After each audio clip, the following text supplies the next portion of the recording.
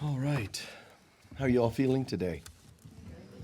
Our opening song for the people online, we played Salisbury Hill by Peter Gabriel.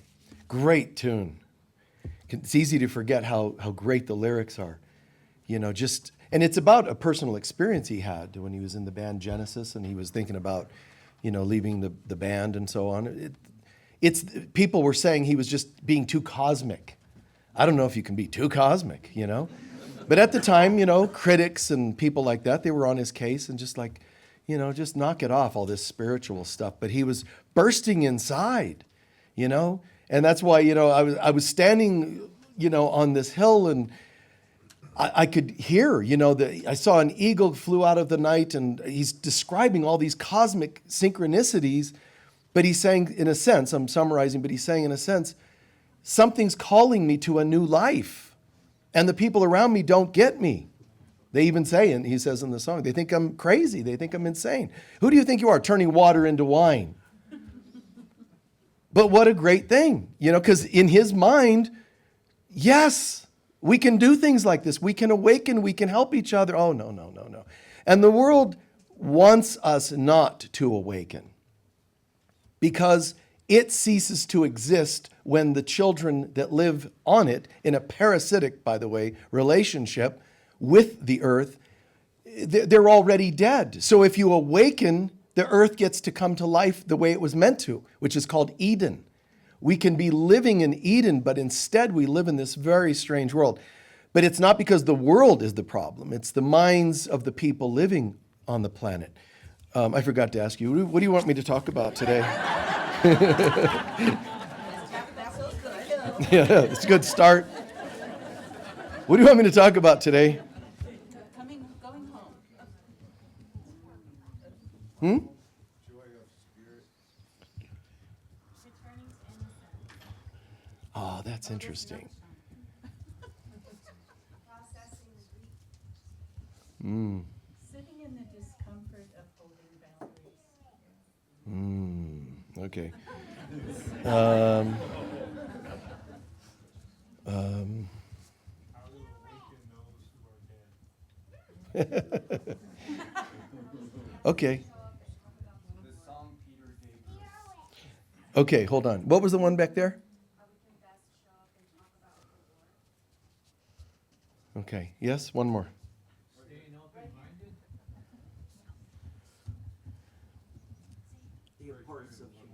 Hold on one sec. What?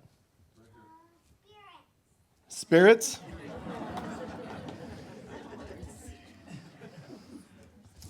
Spirited girl. Is that it? We're good. Okay.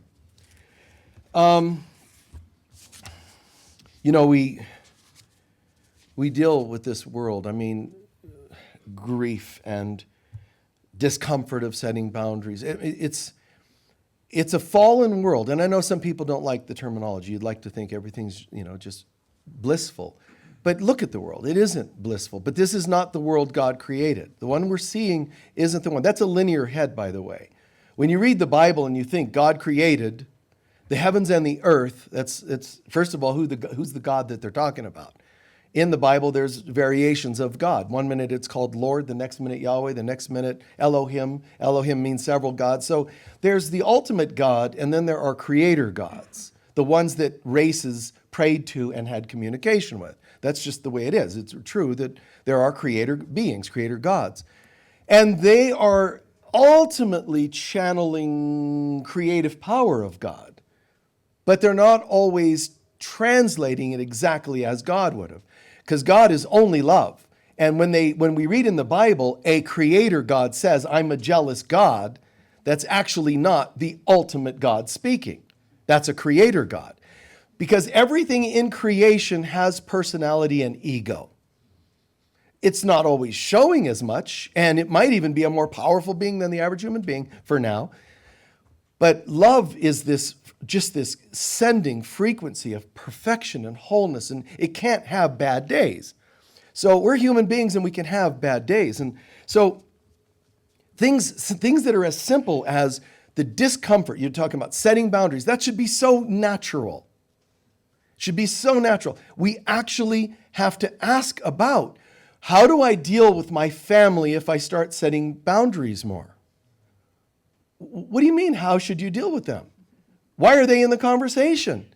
Because if you're worried about what they think, then you're actually not setting boundaries. Setting boundaries, you go here to find out what you need to do. You don't go there. That makes no sense. I think I'm going to start a website where I ask people what my boundaries should be. That makes no sense. That's not boundaries at all. Boundaries are established between you and God here first. Then you're plugged in enough to say, and what feels organically right to this and not takes me out here, right? That's all. And you don't have to blame others because it's easy to go, Michael, could you give me some advice on setting boundaries with jerks? Well, that wasn't the goal, to just establish that you're good and everybody's bad. It's about you just setting the boundaries, and that doesn't work for me. This works for me. See, I don't have to talk about what they want or whether I like them or don't like them. This is all that matters. See? Me and God have this relationship, and it's based on, let's call it peace. Or it could be love and self-worth, so I have that. Now, if a child in the audience or in your life were to be in a certain circumstance, should you allow that child to be in certain circles of people? I can think of several groups. I would say no, right? Common sense. That's how you should treat yourself. Do I feel comfortable being in a certain group? You in your head could say, well, I'm kind of used to it. See, coming from a damaged place, you can actually justify some of the crazy relationships you've chosen. Well, given the last one, this wasn't so bad. What a wonderful way. That should be a Valentine card. Listen, I don't know if this is going to work out, but you are leaps and bounds better than the last one. If I was the partner that received that card, I'd be gone. That's not the attitude. The attitude is here. If I have value, even as much as a child, would I suggest this child, if they were 16 or 18, date that kind of person? No offense, okay, because I know some of you are in some twisted situations. But would I recommend this to a child I loved at 16 or 18? No. Then why do we have to have any further conversation? See, but that's hard for people that are broken and used to bargaining sanity away, bargaining their bodies away, and bargaining, everything else, self-worth and so on. If we get back to organically loving ourselves, it's amazing how simple that can be. Does this resonate? I'm going to a party tonight. Is that the kind of atmosphere that I would bring a child to that place, and so on? It's not that it works 100% of the time, but 90-something% of the time. The only reason it doesn't work 100 is sometimes the circumstances don't fit what you would recommend to a child. But still, would you recommend this to your child or a growing child of yours? It's just a simple thing. You can watch any other videos to kind of elaborate on that topic, but the idea, because one of you asked about that word of awakening, our awakening is really coming to a restoration of who I am. It's not always about, and then one more book or one more meditation or one more thing, one more holy site I'm going to go and visit. Those things are great. But if you don't come back from that sacred site and apply a healthier self-worth, it's kind of worthless. And I've always been a little particular about these kinds of things. I go to sacred sites, and if I go to sacred sites and I bring a group of people and some of them are bickering, well, this is human stuff. I mean, it's human stuff. But I kind of get funny about that. Like, if I see people bickering, I'm like, what was the point of going around the world to a sacred site so you could argue? You could have done that at home and saved a few grand. I'm like, if we're going to come here, can you set aside that stuff even for a day? Come on, try. So when I saw that people, they like the stimulus aspects of things, but the application, the day-to-day application wasn't always there. Now, should we judge them? And no, we don't want to be hyper particular to where we just start scrutinizing everything to death. But there's a lot of things that people don't understand. And like, for example, the concept of judgment. Some of you are asking words like returning to our innocence was one of them. Our innocence is the thing that's made in the image of God. So if I use the chakras as an example, God is in the upper 3 chakras. My humanness is in the lower 3 chakras. My heart is the one that chooses which one to listen to. It's kind of simple that way. That's it. Now, my heart is the one that listens. And if you're in Sedona especially, everybody goes, oh, the heart, oh, oh, my heart chakra. It's all just beautiful. An actor once said, everybody tells me to follow my heart, but if your heart's been abused, it's a terrible guide. Your heart can be damaged. Your heart can be betrayed. Why? Because look, because it isn't God, the Trinity of God. And it isn't just the human. It's something that's in between, known as your soul. This is your spiritual self. Spirit. This is human. The spirit is willing, but the flesh is weak. Do you follow? There's duality between these, seemingly. In God, there's no duality. It's just God. But we feel duality because we're sitting here torn between these two. I know who I should and shouldn't date. I know it, but they're so cute. Who's speaking? That isn't God. You know, this love. Yeah, but they're so cute. Love, but they're so cute. The heart's like, don't watch. I'm going out for a while. You might not want to, You probably have so much to do. You're so busy. Don't, I'll get back to you tomorrow morning, God, humans, man. Anyway. And here's my soul. This is my spirit. This is my soul, my humanness. The humanness has clearly been hijacked by the ego. It's not a great guide. Your humanness is the one that tells you all the time that you're flawed and you need something. Your humanness is just constantly crying, whining, because if you identify with your humanness, you can't simultaneously know how to identify that you are not human at all. You're a spirit being. And some people will say, well, can't you do both? Not easy. But you can't do both. What you can do is know one and let it shine down into the other. That's the only way you can know both, experience both harmoniously. Know that you are part of God and that you are very holy. And ask for that holiness to be reflected in your heart, mind, emotions, and body. Is that easy? Not at all. And when you slip, forgive yourself, bounce back, and let's try again tomorrow. And it comes down to those practical day-to-day things like caring for yourself. People do this, oh, I'm down here on earth. I just wish I knew what God wanted me to do, which is right here. It's not there. It's right here. I wish God, the I am in me, would just tell me what I really need to be doing. And it does, but the reason you're not sure is because we're no longer used to listening to it. The voice that says just love. Love, love, love, love, love. Yeah, but. And we add this dualistic thing. Yes, I know you tell me love God, and you want me to love everyone, but you know what? You don't know what it's like. I just lost a job. And then God's like, isn't that the job? We have records, the Akashic records. We have 86 accounts just this year of you not liking your job. And yet you're telling us today, if only I would have known what job. We told you. Remember when you were driving to work banging your head on the steering wheel? I hate this job. We kind of said, why don't you become a florist? And you were like, no, I can't. It doesn't make enough money. My parents wouldn't appreciate it. And you make all your reasons to not follow bliss. You're dating people. You're doing things that aren't just aligned with love. Now, I'm not trying to be ultra philosophical here because I know it's easy to hear a talk and, somebody, or read a book, or that it's all about love. I know. And then in the third dimensional world, we lose loved ones. And where's the love now? I don't understand it.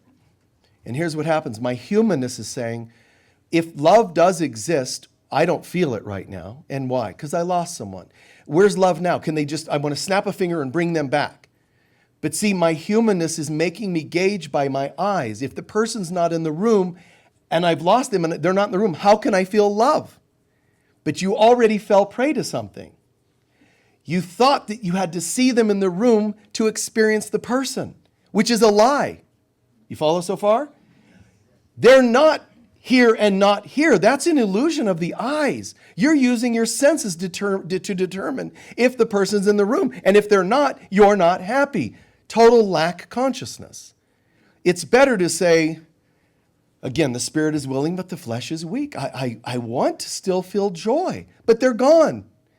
They're not gone. You can't see them. So my prayer is to give up my veils that keep me from seeing the way God sees. The person's right here with me. They're ringing your doorbell, and you go, nobody's at the door. I wonder why that doorbell keeps ringing. You know, I mean, it's kind of funny. It's kind of cool in a way, because you start to realize they're not gone, but you're just in a mood. You're in the mood to be depressed that they're gone. Own that that's the mood you're in. Don't condemn it to be a fact. Don't say, well, if they're gone, I'm not allowed to feel joy. They're feeling joy. How dare they? I'm on earth suffering that they died, and they're partying on the other side. They're totally encouraging you. Do you want to join the party? No. Because you left me. Who wouldn't? With that kind of attitude, Spirit's asking you to party, come to life. And the truth is, if you saw them and knew, they're like, I'm okay. And you won't allow that, that's your problem. So do you want to borrow their wings and soar with them into happiness? Or are you going to try to chain them to this planet and say, I refuse to let you be happy if I'm suffering? They're choosing to not suffer. And what would you like to do? It's a choice. So in this place, we have to choose heaven and earth, spirit, love, God. And it's not impractical. It's calling it in. And it takes a practice of doing this every day. One of the strangest things we do is the concept of judgment and forgiveness and so on. It's an interesting thing to me because human beings actually think, okay, so the initial stages of forgiveness are forgiving people, they died. Forgive them, they hurt you. Forgive them, they left you. Forgive people all the different hurts of what they've done or didn't do for you. We have a load of people that we think we have to practice forgiveness, and you do. But there's more to it. Deep down inside, we were once part of God, we know that. Deep down inside, we know that we started to separate and went into a place called the Garden of Eden. And in the Garden of Eden, we chose to eat from either a tree of happiness and love and joy or one of condemnation, guilt, and shame. And we chose to eat from, and it's our responsibility, we chose to eat from a tree that made us solidify that we're going to fall even further. Does that make sense? One with God, drifting off to a place where we're not sure, and then we bit the apple, as it were, and we fell into dense bodies. We fell into being mere mortals that die, get sick and die. How strange. We're this, we became this. How did that happen? By doubting ourselves, by forgetting that this is who we are. Note the hand movement, right? That this God is who we are, even in the Garden of Eden. We're made in God's image. We can still pull this off. We can still forgive ourselves and return to the complete oneness. But instead, we chose to, and it's a metaphor, to bite that apple. We chose to judge ourselves as being even remotely separated from all that is. But how do you separate from all that is? It's all that is. But you're separate from it. How do you can't. You're cheating. It's all that is. Then how did you separate? You can only make believe that you separated. Remember, the Bible tells us Adam was put into a sleep, but it never said he woke up. Adam fell into a sleep and made believe that he was separated. And when he did, he judged himself for what? For the dream he was having. But it's just a dream. So how is God going to deal with us on Judgment Day? Well, the same way a decent parent would. You would wake the child, and when the child wakes up and said, I had a nightmare, you don't smack the child. You say, and it was just a dream. Would you like some French toast? I mean, that's what's going to happen in the Judgment Day. It's what's going to happen. It's a happy closure to all this. It really is. But our fear of what could happen still has us under its control. So here's the really strange part to it. And I don't think this is known very commonly, and it takes a lot of maturity, spiritual and psychological maturity to understand this. So whatever level you're at, just bear with me for a second. We actually believe we separated from God, and then we judged ourselves and came to earth to pay the price with rules, karma, and consequences, okay? So here in this place, we were starting to believe we could, or we might not be separated. We weren't sure. We were doubting. And then we judged ourselves. That's the tree of judgment. We know that in the Garden of Eden, the tree of judgment. We bit from that. And Adam and Eve, us, we fell to human bodies. All right, now, on that note, deep inside, before there's any other people in the story, your story of life, your lifetimes, or anybody in the Bible, before there's anybody else, there's something happening. When we think we separated from God, if God is love and all there is, God is just this magnificence, and we separated from God, let's just accept we might have judged ourselves a little for separating. Would that be at least remotely agreeable? You're going to kind of judge yourself. Hey, self, yeah. A minute ago we were in heaven. I know. Don't remind me. Where are we now? Dating. Dating. One with all, and now we're in a selective process. Survival of the fittest. We're dating. And, and nobody wants me. And look, now I'm mad because, when I was younger, somebody might have wanted me. But no, I had to marry that person and spend 30 years with them, to where I aged, and now this fruit falling from the tree, man, nobody wants me. You have all this stuff. Now, this is all going on deep in the mind. I don't know where these things come from, okay? We have all this going on in the mind, but understand, we judged ourselves for separating, okay? Here's what gets really weird. Deep inside, you goof. What were you thinking? Shh. No. I feel really bad about it as it is. What were you thinking? To separate from God? Shh. And so we try to just pretend we don't know it, but you do know it. You know that you seemingly separated, and you know that you're not feeling very happy with yourself. All right, now, this is the weird part. Because I feel guilty and ashamed, all thoughts, all things have karmic circumstances or karmic results. Agreed? Cause has an effect. Agreed? If I think I'm separated, I am probably going to be judged for that, which I know I'm judged for because I just did it. And if there's judgment against it, there needs to be consequences. Is that okay? Consequence. I mean, if I'm guilty, there's probably going to be some punishment. And here's what we do. I don't know who's going to be the one to bring the karmic results. This is what we do. So technically, I suspect any of you could be them. This is what we do. I'm not kidding. We judge ourselves for being separated. We know such a thought deserves retribution, but we don't know who it's going to be to bring it. So now we live constantly in fear and suspicion of everyone. When somebody shows up with flowers and wants to date you, you just kind of go, hi, I'm going to temporarily let you off the hook because you're making me feel good about myself. They're still a suspect. They're still a suspect. As soon as they don't bring flowers one year on Valentine's Day, there's the real you. I get it. See, and I know it's hard to share this, and you don't hear this from me or people very often, but this is the truth behind judgment, how it really works. But I don't say it because it'll just depress everybody. But listen, you judged yourself before any executioner showed up in your life. You already determined you're separate and therefore deserving of whatever happens to you.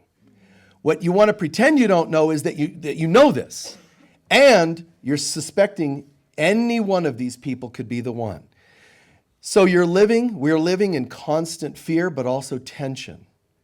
Because it takes a lot of energy to keep an eye on everyone. It takes a lot of energy to walk around constantly suspicious, always can I see your passport, please? You know, I want to, and psychically tuning in. Oh, I knew it. And somebody just looks in your direction, sneezes in your, see, and so so forgiveness means I'm retiring you all from that role. It'll start with jerk face. I'm going to forgive you for being the jerk face in my life. I could have been a wonderful person had you not entered my life. That's okay. Start with that. But do you understand that if you already thought you're separate and judged yourself, you already determined you're deserving punishment? Technically, the worst of the executioners were hired by you. I'm not saying you consciously said, I'm looking for an executioner. I'm not saying that. But subconsciously, the door was left open for it. Okay? The door was left open for it. Because you had already determined you are flawed and deserving of punishment. I'm not telling you you're conscious of this. I'm not even telling you you're certainly not conscious of what kind of punishment and who's it going to be. There's a frequency. Hello, everyone. Oh, good morning. Good morning, world. Good to see you all. My name is Michael. I'm flawed. I left God. I know that doesn't go well. I'm probably deserving of punishment. Oh, good to see you all. And unconscious of that. Someone then pushes and pulls on you and hurts you and whatever. The world is a mirror of how you're doing inside. You can start with forgiving each jerk in your history. And you know what? I'm not pretending that the people aren't thoughtless and selfish, because they're also separate. So here's what they're doing. I'm going to get you before you get me. All the victimizers and hurtful people, the rapists and all the things that go on this planet, they're out hurting people because they're so angry that they messed up and left God. If they were still one with God, I swear to you, they wouldn't be able to harm you. They wouldn't choose to. They're hurting, and so are the opposites. So everybody ends up in this strange codependence.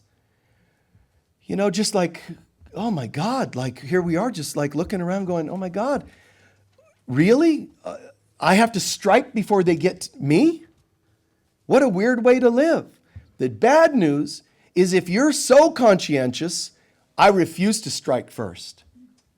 You're going to have so many people striking at you first that you start to become depressed because you get tired of being struck so many times. See? Now, you're not a victimizer. Thank God you're not like them. But you're a victim, which is equally messed up. I know it seems like a victim is more innocent than the victimizer. Both are equally believing that they are separate and flawed, therefore not deserving of a better life. Someone has to choose differently. Someone has to say, you know what? If I were raising a child and had a 6 or 8-year-old with me, how would I treat them? Not in a way that deserves judgment and karma. I would bring them into a different life, and that's what you have to do for yourself. But you can't do it just for you and against the bad guys. You have to also be willing to see the innocence in others, which isn't what they're showing you. So then how do you do that? Just pretend and denial? Just despite how messed up you're in war, famines, and all kinds of things that go on in this world, but aggressive, hurtful politicians and the money people that are behind wars, it gets really twisted. I'm not saying to you should go, isn't it nice that none of this is really happening? Like just well stoned, That's not what I'm suggesting. What I'm suggesting is to be able to say, despite what they're doing, that's not the real them, because it isn't the real them. I can guarantee you that. Despite what this person did, despite what this person did to me or us or the world, that's not who they really are. See, and Jesus, as the Christ, had that ability to know, to Pilate, don't you realize I have the power to crucify you? Well, that's your abusers. Don't you realize I have the power? I can abuse you today if I want. Or your partners. I have the money. Don't you realize if you try to divorce me, I'm taking the money and you're not getting anything? All the threat from people. And that's Pilate. Don't you realize, and what did Jesus say? You don't have any power except that which I give you from within my higher self. What a cool reaction. I don't remember saying that when I was abused as a kid. Actually, technically, you don't have any power, Dad, to throw me in my room again on restriction or whatever I was on, Actually, could you imagine saying that to your parents? I just had a flash of what that would have looked like. Well, Dad, technically, you have no power except that which I give you. Anyway, so the world doesn't believe that, but you have to know that. You're still going to deal with stuff, and you get fired from a job. And, and there's this part that's like, you got to be kidding me. Feel it, cry, and feel hurt for a moment.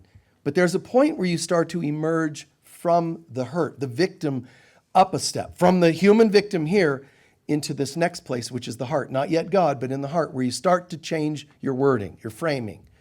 Despite them firing me and seemingly having the right to do so, there's another way of looking at this. God, I don't know what really is behind this, but you can show me. You guide me. What direction do you have for me? What new life? Despite losing a loved one, feel the pain. Feel what you need to feel. But there's a point where you emerge from the muck and come to this place and say, there's another level of this. I remember, I think it was my first job. And my first job, some friends worked construction. And I went to help them, and I wanted a job too because I was a kid and wanted a job, money. So I went and had this job, and after a week or two, I got my first paycheck. And I was so excited, man. I got in the car, and I got pulled over and got a ticket for roughly the amount for my 2 weeks of work. Because I was so excited. And the cop's going, I'm still trying to figure out how you reached this speed within 1 block. And I'm not kidding. I was starting to cry, not for his amusement. He went to write me up. But inside, I was just like, this can't be happening. I was happy, and I just 2 weeks and work and money, and it's gone. Was that the cop's fault? Was he going, that's Michael? No. Was it the work sites? Was it traffic laws? Somewhere, and it wasn't me just speeding. It was me, some level of me said, you don't deserve good. And you just received good, and you don't deserve it. You see? I told this story once years ago, but I remember my dad ended up, he was a person who had a lot of money at times. And it's interesting, his father was from the Depression and all that, so they were different. They really, his dad didn't like him very much. But I remember when my grandfather was dying, and my dad was still trying to get him to like him, and he wished he would, but he didn't. He didn't like him. Because my dad came into money, and my grandfather, lived the Depression. He never had that. So he resented the easy way that my dad prospered. So my grandfather's passing away, and he's, in and out of, that state. And he says to my dad, take those off. My dad had, the watch and the gold, the rings and the diamonds. Take those off. This is in his dying breath. Take those off. My dad goes, what are you talking about? He goes, you don't deserve those. This is his dying words. And I don't think he ever even got over that, but he had plenty to not get over. He had other issues too, but that really hit him. But that statement isn't my grandfather to my dad. You understand? That was my dad to himself, mirrored through his father. So he can hate his dad for saying it. He can pretend he doesn't hold it against his dad for saying it.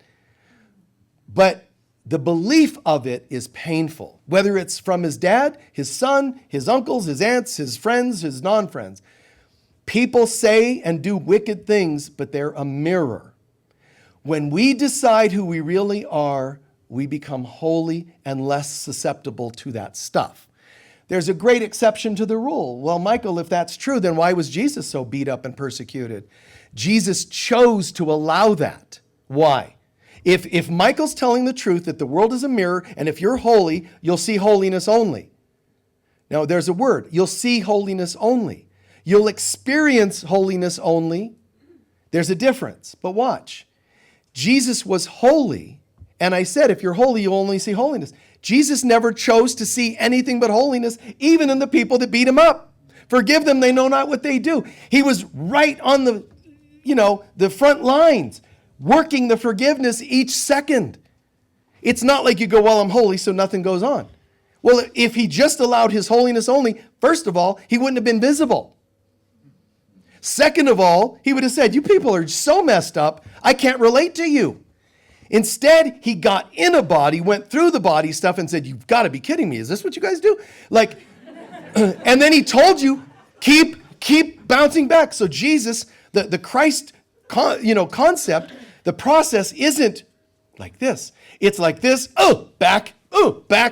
That's what it's like to live the Christ life. It's not all just, I just walk around, floating on the Colgate invisible shield. You have to be old enough to know what that means. Okay, so if you're under 90, if you're over, 90, you'll understand this, but if you're under 90, then you won't. You have to be old like me. But in this commercial, if you brush with Colgate, it's as though you float on an invisible shield through life, and you're just always, chiclets-looking teeth and everything's bright and white. So you're protected automatically because you brushed right. So Jesus floating on the Colgate invisible shield, meaning like he's just completely immune to anything in the world. He's not immune to things happening. He's immune because he chose not to buy into it as actually having power or being real for that matter. So that's a consciousness. See, that's not just like an extraordinary gift that some people have. It's a consciousness we have to choose. So to choose that consciousness, you have to own what I said earlier. Needs courage and a very psychological and spiritual level of maturity. Courage, responsibility, and maturity. And that is to say, what I think is happening is so-and-so is hurting me in some way. But they are reflecting my doubts. So let's say I have an idea to get a new career. Family members are saying, are you kidding? That doesn't pay well.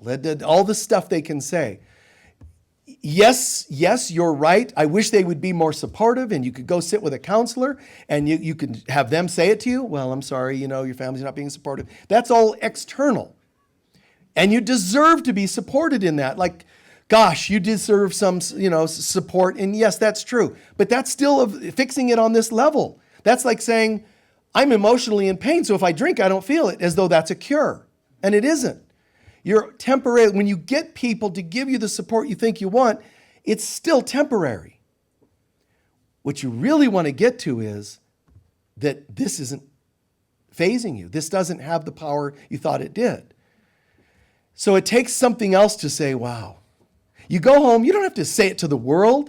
You don't have to tell persecutors, hey, listen, I know you're being persecuting and you're being rude and hurtful right now, physically, emotionally, etc. But I hired you. You don't have to do that with them.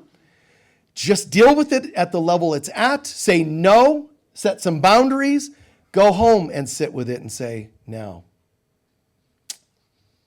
what was really happening there? What was it bringing up? Well, I just don't understand why they couldn't have been nicer. There you are in your bathtub, and your little candles, sitting on the lotus flowers that are floating in the tub, and, lotus candles, and in the background, You can just sit there and go, I'm trying to bliss out, but it ain't going to happen because this happened today. Your job is not to make yourself feel worse and say it was your fault. It's to say, this has been a pattern, hasn't it? Yes, this has happened before. Who's the common denominator? I am. Now, what if I had a certain thing happen in me that could have prevented any of this? What might it have been? Well, I should have been louder and stronger. No, that's external. If you could have had a state of consciousness that would have made you nowhere in this ballpark of this kind of thing happening, what would it have been? Peace. If I were in a total state of peace, or it might be joy, or it might be love, or self-worth, or whatever, divinity, this would not have happened. And if it did happen, I wouldn't have cared. Because you get to a place of complete immunity, psychological, physical immunity. Jesus wasn't here to show us that if you're holy, unholy things wouldn't happen. They did happen to him. But he was choosing to be an extreme example, to say, I'm so holy, this stuff doesn't get to me. Yeah, Jesus, but we're not quite there. So he answers that too. Oh, you mean that? Unholy. Unholy people do come into your life. So let me show you. If you're holy, you'll attract holiness. And he did. How do we know that? Because people loved him and thanked him. So goodness does attract goodness. But when it attracts not so nice, what do you do? And he showed you that one too, which is forgive them. They know not what they do. It still happened. Can you imagine being beat to that level? He spent 9 hours on a crucifix. Like 9 minutes would have been more than most of us could handle. 9 seconds. I mean, the first penetration of a nail. Excuse me. Hello, what are you doing? Most of us wouldn't allow that at all. Bam, bam, bam, bam, bam. Bam, bam, bam, bam, bam. Feet, bam, bam, bam, bam, bam. All this beating and hurting. And imagine the people that have done things to you. For you and I, just like Jesus, to be able to say, and no matter what you do to me, it's not the real you. I refuse to lose sight of the real you. Like, that's incredible. But he didn't say, as many of us assumed, if you can pull this off and never judge anyone, you will achieve Christ consciousness, which you will. It's true, you will. You will achieve Christ consciousness once you're like Jesus and no judgments. But you could be sitting in the room going, had I known that, I would have worked harder at not judging. You still would have done it. What he's saying is, and when you do judge, forgive yourself. You're not going to be able to make it easily through your life, like me, Jesus, as an example, with perfect love. But I have a shortcut, the only shortcut, if there is one. And that is, I want to teach you to forgive yourself because you're going to judge. I've said this many times, but the 10 Commandments were not given to where people were not, that people were going to be able to pull it off. Don't break the 10 Commandments. The 10 Commandments were showing you just generally, here's a lifestyle, laws that you should try to live in. But it still involved forgive yourself. So whether they're the laws, commandments of Buddha, Moses, or the way of Christ consciousness, stop thinking that it's this much you have to live up to. You don't have to get from human to divine. You only are asked to go from human to your heart where you forgive yourself, sometimes for not acting divine. When you forgive yourself, you know what you're acting like? Divine. You see? I'm doing such ridiculous things. I wish I could be more divine. You don't have to, and you can't get from human to divine. We're blessed, man. We're blessed. All we have to do is go from human to forgiveness. And when you forgive, you're like God, then you're divine. That's the only bridge from the human to the divine, forgiveness. And it'll start with forgiving, all those blankety blanks that have harmed you. But later on, we start to realize, and there's forgiving myself. Bless you. I held it against myself that I was separate, and I can see how it manifests. I try to stimulate with drugs, alcohol, people, food, stimulate so that I feel a little less down for having separated. That's what we do. Or you try to sedate. I feel so terrible, something's got to drug me and bring me down into a lull kind of state. Is that making sense? So everybody and everything in your life is to stimulate and sedate, one or the other, or both sometimes. All as a reaction so that I don't deal with what's really happening. Even having people attack us. Again, I'm not saying you consciously ask for that. We unconsciously open ourselves up to it. And then people act it out. Forgive them, if you can, work on that, forgive them, but also forgive yourself.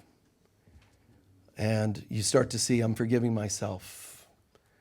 And you'll start off, you'll be tempted to go, okay, I forgive myself for creating the jerk, but then it's still about them. you start to realize, I'm going to forgive myself for this pattern, for this belief. You go from the one to the patterns, then the beliefs. Uh-oh, now I'm really getting to the core of stuff here. I can see where several people in my life really didn't treat me like I mattered, but on some level, I determined I don't matter. How could I matter if I'm separate from God? I can't be that valuable. So, there's this frequency that just emanates out there. And there are people out there just in pain, and they're thinking someone has to hurt me or I have to hurt someone. That's stimulate, hurting others, or pain, the crash. And everybody's going to crash or attack.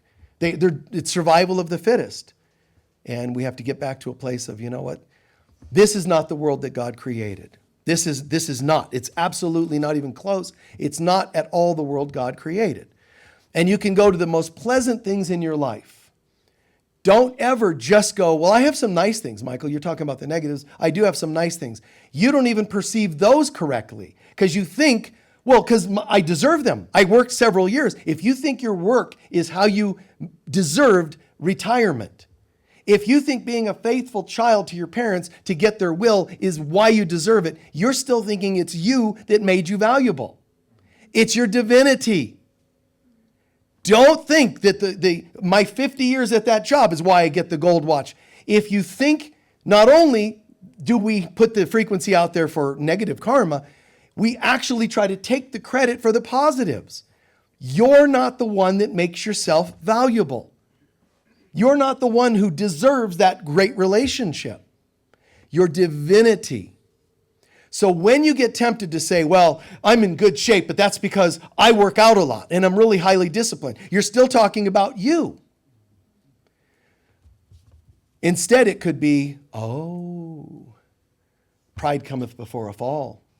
If I say I, because I'm so healthy, because I eat right, because I have good genetics, it's I. Instead, I don't know. All I know is that I just do my best to be the most loving person. And naturally, that's going to attract good karma. But the gifts that you have in this world, retirement and wealth and good health or whatever, credit it towards you and it becomes immediately dead. Even if it still lasts for another year or lifetime, it becomes dead. It's already been signed up to go because you put yourself as the source of it. God. You see? God. What inspires me to go to the gym? Well, I'm just really this and I and genetics and see it, you're setting yourself up. When I start to realize I go where I go and eat a healthy meal, or I go and work out, or I choose healthy partnerships, or whatever it is. Why? Because of who I really am. It's not that what I do achieves this, it's who I really am. And I say really am, so you don't confuse who I really am psychologically, personally. I'm talking about our divinity. The reason that the things in this world have to fall away, because economy as humans know it isn't the one God knows. You can't fix problems with the same mind that created them, right? So I have to have a mind change. I have to have a mind adjustment. I thought I needed to fix racism and sexism and so on and so on and so on and so on and so on. You can't fix it with the mind that reacts to it to fix it. If that were possible, we wouldn't have the politics we have. It's all reaction oriented. What's got to happen is each person has to say, let me see your will, not mine. Show me how to see through your eyes. If we do that, you can't see colors and genders and so on. Now, some of you are going to go, great, that would be beautiful, because then we wouldn't see colors and then, oh, wait, he said genders. Well, what if I still want to hook up and, now you're going to be just, inconvenienced because, well, Michael, I don't want the color thing to be an issue, but I still want some gender. I don't want to be like, I don't know what you are. Would you like to get together and be ambiguous? I don't quite get that, Michael. See, when you're in the right consciousness, that won't matter.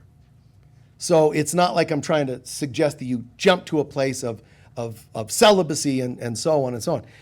It's judgment. We put judgments on all these things. And it's interesting to me, I'm going to start to close here, because the judgments we put, and I'm talking about, we have judgments on health. There's what we think is good health and bad health. There's what we think is good economy, bad economy. Good sexuality, bad sexuality. Topics of this world. And they're all still coming from my opinions. Me, the fallen, broken person with opinions. So we start to look at this and say, God, there must be another way of seeing all these things. And then the Holy Spirit of God starts coming in because you've invited it in. It starts coming in and unplugging certain opinions and neurons and belief systems in your mind and in your heart. And it starts wiring new ones like that doesn't matter and that's okay and be at peace and so on and so on. And, you know, when, for example, people that were spiritual people, advanced, they're called mystics. But mystics had this thing about no sexuality. And why was that? Well, because it's bad.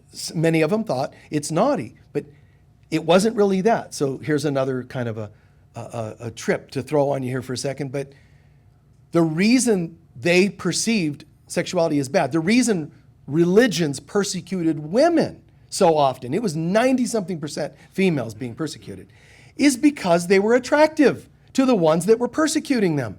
But the ones persecuting them were supposed to be perfect. You know what I mean? By religious standards. And as soon as any one of those individuals went, oh, look at that. They caught themselves and went, oh my God, what happened? They felt ashamed. And then they had to assign the shame onto them. And as long as we kill them, we're okay. Look at the logic. But that logic's not much better to ancient cultures that used to slaughter animals. The sins of mine for this year are gone because I killed a calf. Like, what a weird, twisted world. Could you imagine any ascended being going, that sounds attractive, I'm going to go and incarnate? There will come a day when ascended masters and angels won't even realize there's a dimensional shift or difference between them and us when we start to act like them without the judgments. But the way we are, there is a difference between angelic dimension and human because they're in this state of openness and we're like, you know, oh, we must kill an animal to be sinless.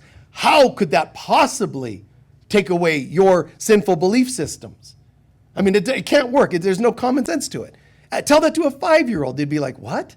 You know, and yet your religious superiors convinced people of that. So the mystics were thinking it's naughty, but here's why. This is just one example. Like I said, it could be sexuality, it could be health, it could be economic. But as soon as you engage in a body, it's not the sex that's naughty.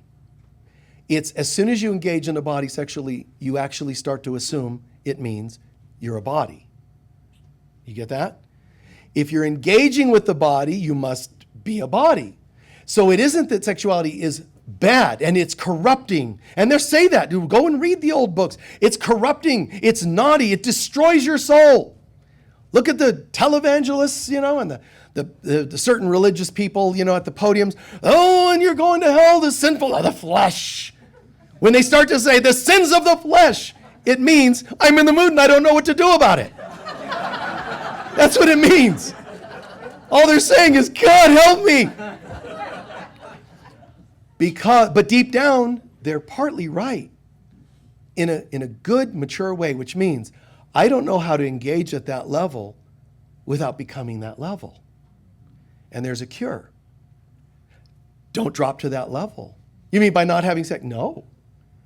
By holding something different when you go into that experience. By choosing to remember God and share at that level. And then you have the pagans doing the opposite. Oh, we totally believe in the flesh and whatever. Partly as a reaction to the other. It's a great passive-aggressive statement. You guys are against it? We're all for it.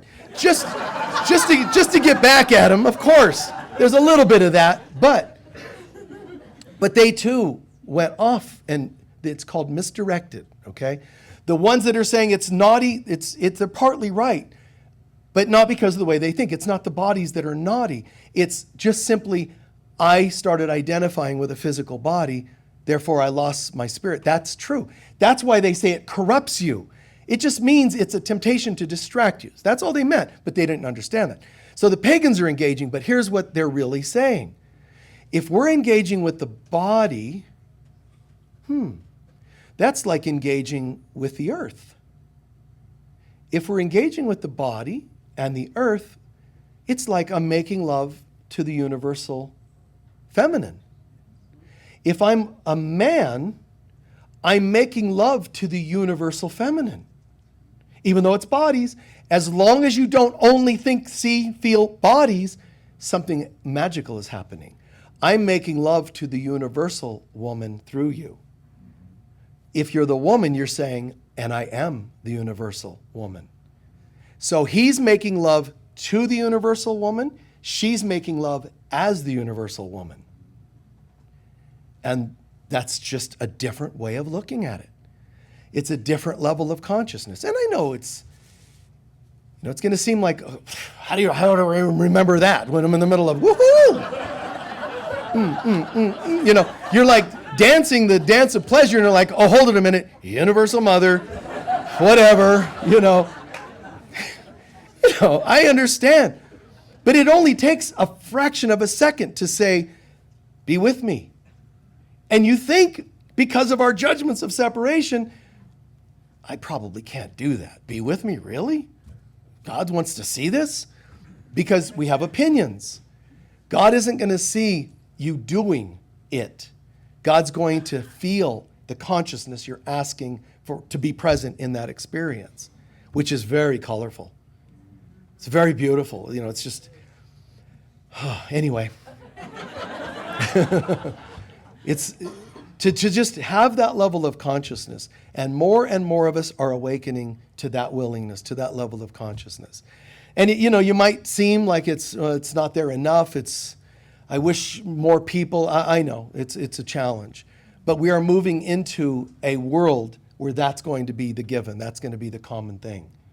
The challenging thing is previous generations that were asleep, they didn't even realize this was an option. So they were blissfully ignorant. The future generations are going to know nothing but this that I'm describing. Goodness, love, oneness, etc. Is that cool?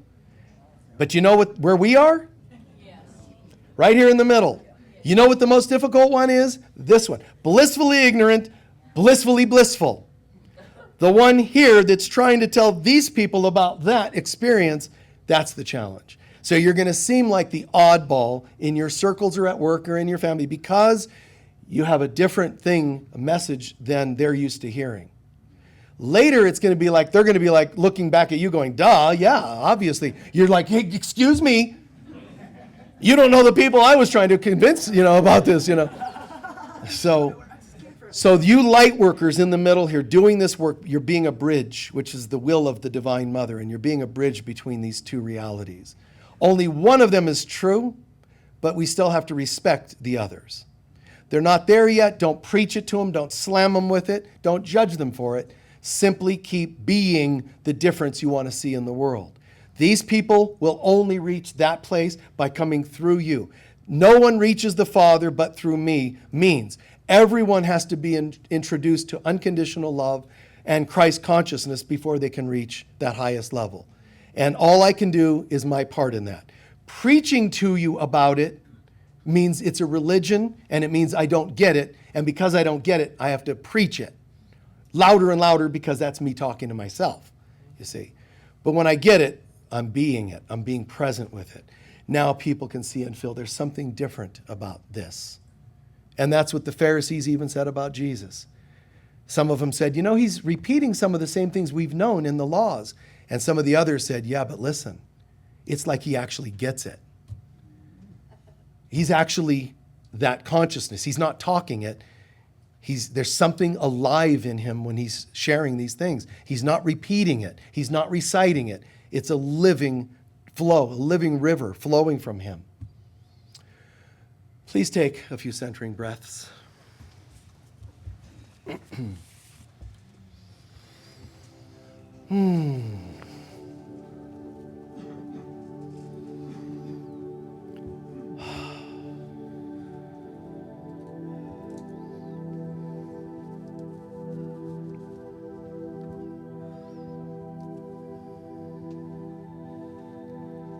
Soaking in the frequencies, the vibes in the room, things shared, soak it all in.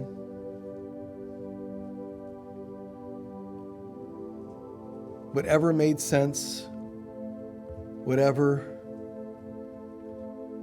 meant something to you, soak it in. It's not a lecture you heard, it's you opening up to something new in yourself. So really own that. Anything that didn't click or make sense, just let it go. Just exhale it away. But anything that did click, wow, I am at this level of understanding now.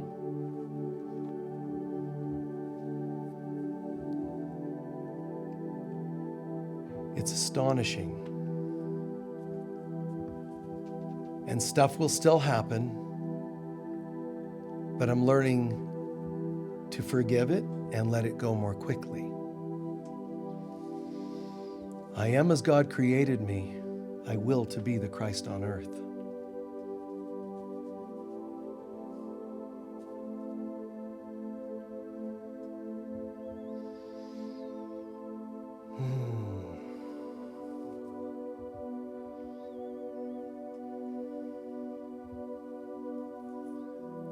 One of the things requested, that word spirit or spirits.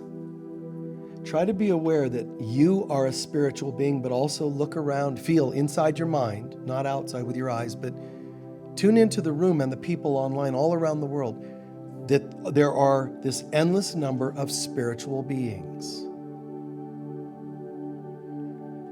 And those spiritual beings are not sitting here listening with their head. Just like the most beautiful poster of a being of light. Why do we look at the poster and go, oh, look how beautiful? Imagine that's you, a being of light. Radiant, shining, chakras, aura, you're glowing.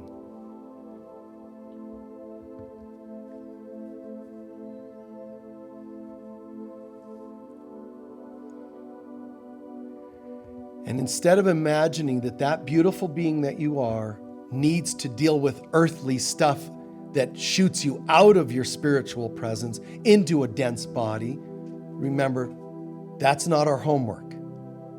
Our homework is to remember our spirit while we're in a body.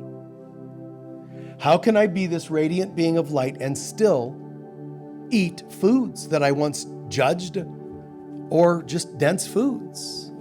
How can I be this being and still deal with job loss occasionally or finding a new job? How does this spirit being engage in partnerships, friendships, intimacy, decision making? One of you asked about show up. Showing up does not mean leave your spirit behind and get in, just only be your human self. How do I bring my spirit into my everyday? Every thought, word, deed, every decision. So spend the next half minute or so just in that state. I'm a spiritual being having a temporary human experience. I'm not a human being having temporary spiritual experiences. I'm a spiritual being having human experiences, and I am still here. I am spirit. I am still here while in my body. And how do I do it differently? Just another minute imagining day-to-day activities. How do you engage differently? You still go to work, but how are you different? A spiritual being nicely integrated into a human body. How does it change the way you eat, the way you drive your car?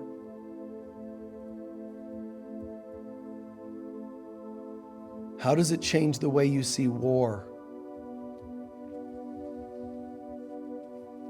How does it change the way you see loss? Someone passed away, for example. If you're a spirit being, how does it change the way you do that?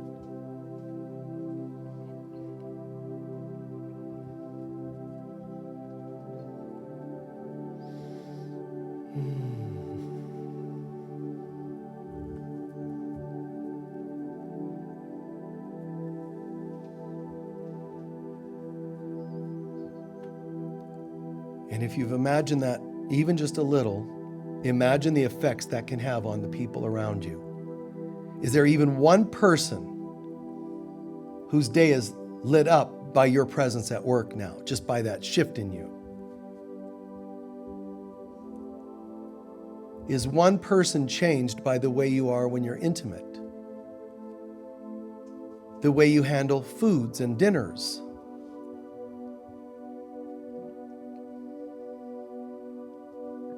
If you're in a room of people that are afraid of something going on in the world, how are they affected by you? See how they're affected, and not just humanly, hear and feel their gratitude from soul to soul.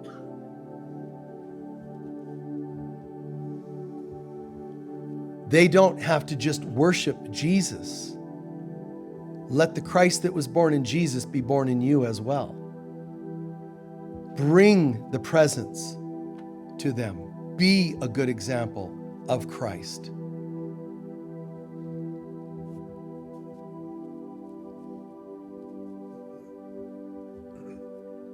The term Christian means to be Christ-like, not to worship one person.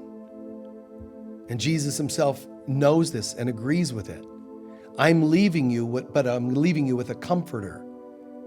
That's the Holy Spirit to birth the Christ in you. It doesn't negate the love and respect and honor we give to Jesus. We use him as a guide. Help us, guide us, show us. He represents that doorway that he said he represented. But I have to start living this in my own life. Loving, forgiving, caring, of service.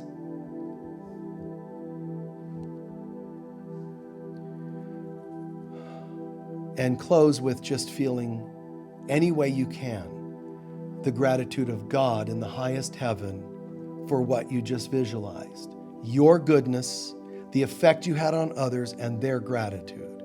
Imagine that you have the most loving Father, Mother, Creator being, God, appreciating that you helped to bring someone home.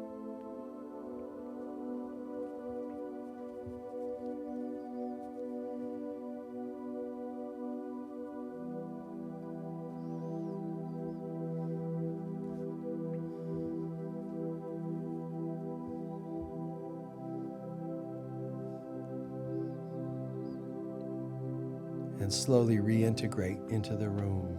Take your time.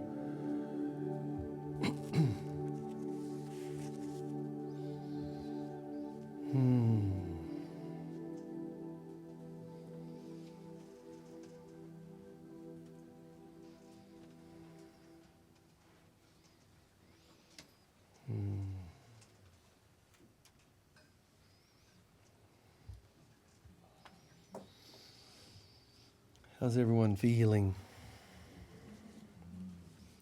In a word or two, just in a word or two. The talk and the meditation in a word or two. Calm, peace,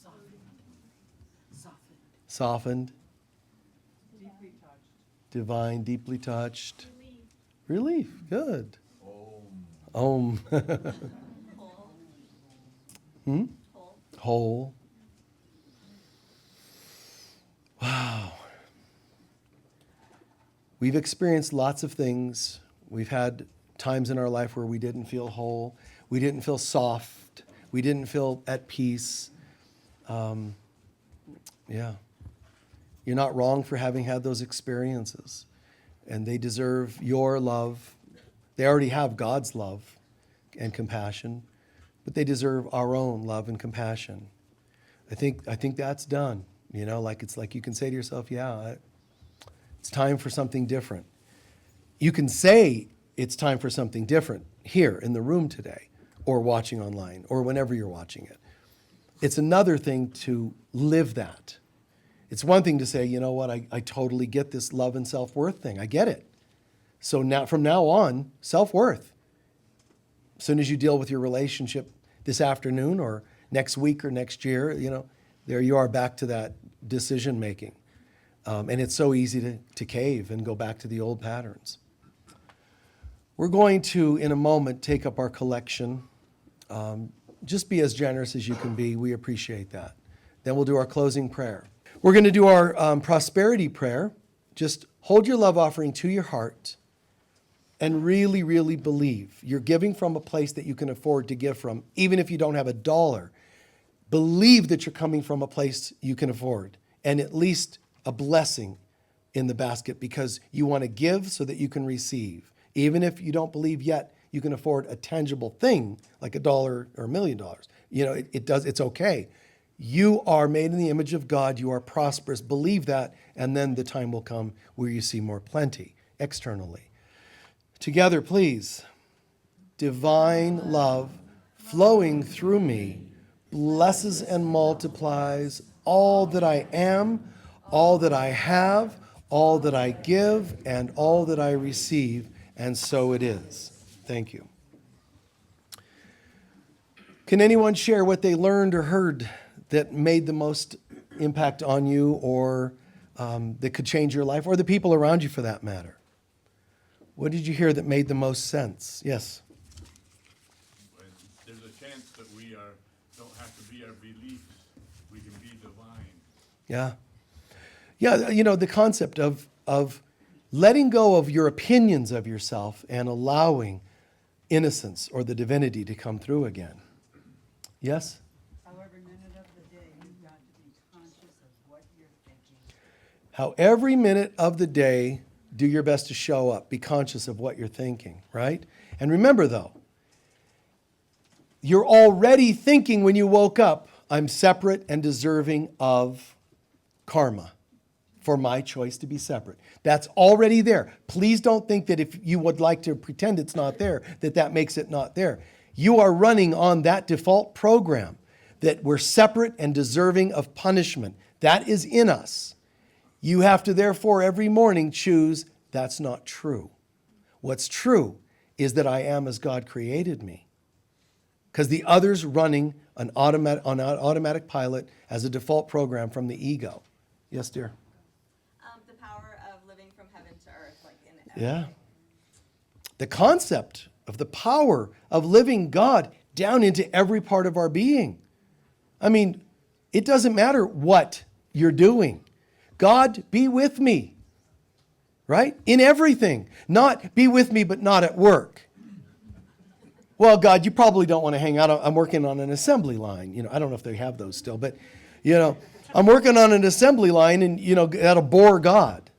There are some things that we just assume God might not want to be there because we're thinking linearly. Bring God into everything you do, everywhere you go, with everyone. In an argument, God, be with me, as you're raging. But it'll change if you just get the foot in the door. It's kind of funny, but I don't care if you're having colonic therapy. Well, God, this is going to get this is going to be a bit weird here. Bring it. Too much info, but I remember going and having a couple colonic therapy things and sessions. And the lady was just cracking up. She said, Michael, you're the only person I have. You come in, and they give you, you're under a sheet or blanket or whatever. But she said, most people, they're doing this or that, they're dealing with the colonic, they're thinking that, they're doing all kinds of things. She goes, I come in, you're always cross-legged and meditating. Great image, right? But she's like, Michael's all like, and I mean, I'd be meditating or what, but it's bring God into everything. Why even go for a colonic if you're trying to edge God out of the moment? Because now you have something else to get cleansed out, which is your belief that God shouldn't be blessing your colon. So release the old, bring in the new. Release the old with God, bring in the new with God. Don't just take nutrients, external things to fix you. Say, God, be in these. Don't just eat food. Ask God to be in your food and be the body that digests the food. Into everything, the most mundane. I don't care if it's dentistry, colonic therapy, sex, anything, everything. You could be in the middle of sports. A pitcher who won the World Series. It was so impressive to me back in the 70s. And he just blew everybody away because he came out of nowhere and yet won the World Series, and that he was such a different kind of character. And they said, we understand that you have strong spiritual beliefs. Are you telling God, is it real? Like, that's how you strike people out? He said, no. I don't say, God, give me a strike against this batter. I say, you be with me with every pitch, and God decides. That's trippy. See, I want a strike. But this guy wins the World Series by saying, not attached. I mean, that's just amazing. Amazing. Bless him wherever that person is. Did you have your hand up? Yes. Yeah, just piggybacking off of that, a consistent message that I keep hearing the last couple of weeks is our ability to be that bridge. When we get it, we can offer that as a gift to other people in every moment. Yeah. The ability to be that bridge. She really got that, and that's being reinforced. Please know, there are going to be days where you're like a bridge between two of your children, or between your parents and your siblings, or between two different groups of people, and someone is going to crucify you for it. Oh, so you're on their side. You mean because I said I'm trying to hear what they're saying? See? Even being a bridge. Why? Because when you reach out to this side and this side, look at the posture. You're a bridge, but you're also crucified. But stay unattached to that and judge those, do not judge those who are judging you for it. Judge not. Here I am. And is that easy? No. Especially when you're trying to be so loving, benevolent, and then you get crucified for that. But that's just another temptation for you to say, I shouldn't be so loving. You see? Yeah. You see that? Behind you, someone else had their hand up. Yes? Identify with your divine. Say it again. Identify with your divine. Identifying with your divinity. And don't forget, don't do the leaving here, identifying with your divinity, and other people not. Say, you have to do that for yourself, but you can only achieve seeing your own divinity in proportion to how much you're willing to see the same divinity in others. Yeah. How was the topic? Or topics? Topics. Good. Beautiful. Did you understand the part I was saying about bodies and sexuality and all that? And good. See, it isn't the act. It's I now slip into identifying with the body. That's the problem. And the same with money. You're all into prosperity thinking, but not having money in the bank makes you identify with it, and it's hard to think abundance when you see zeros. That's the trip of this body, this world. Please stand for a closing. I greatly appreciate, as always, everyone's presence and online too. We have such a great group of people. And you're here sometimes, most of you are here regularly. You don't realize the number of people that also are here, but locally, they might not come in today, miss a day. They're watching and they're part of this spiritual family that is God. Then there's people all around the world. There's people that will accidentally come upon it 6 years from now and watch it online. They're all part of this. And there's no this meaning this building. This is just the children of God remembering. This is just us all choosing this particular building, route, video, to get to that place. But there's no ism that any of us know of. There's no clique, as it were. This is just guided by God. I feel connected. I feel alive. There's answers coming from God through this person or that person, this teacher, that teacher, or yourself. But definitely share this with people. Go to places that feel like it's your spiritual family, your tribe, as it were, not just because they enable your ego or stroke your ego, but you can just feel there's something extra powerful in what's being shared and taught there. So we're healed even when we think of this place. The presence of God. I know the presence of Christ in all people that think of me. Let them be aware, something download. As soon as they think of me as a person, any of us, we're saying me, meaning you, any of us, we're commanding that the power of God do something unique. When they think of me, my image, my name, I give permission for something Christy to download in them. When someone speaks of me, the Christ starts downloading into that person, whether they are conscious of it or not. If they're going to say my name, I have the right to activate something in them that is goodness. To my right, my left is the Christ. Before me, behind me, the Christ. Inside, outside, high and low. The Christ in my mind, the Christ in my emotions, the Christ in my dedications, the Christ in my friendships, the Christ in money, the Christ in my workplace, my sexuality, my health, my fitness.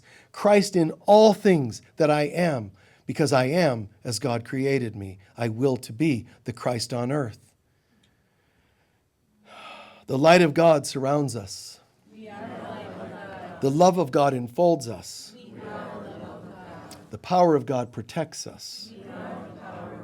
The presence of God watches over us.